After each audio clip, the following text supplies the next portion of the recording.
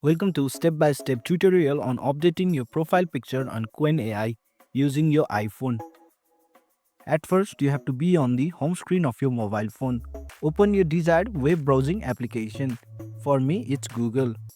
In Google search bar, you have to type Qwen AI and you will see this interface popping up. So you have to tap into the profile picture from the top right corner of your screen and select settings.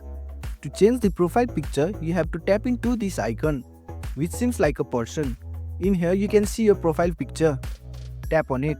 To change it, you can either choose from photo library or take your photo or choose from file. And whichever is suitable for you, you can go through it.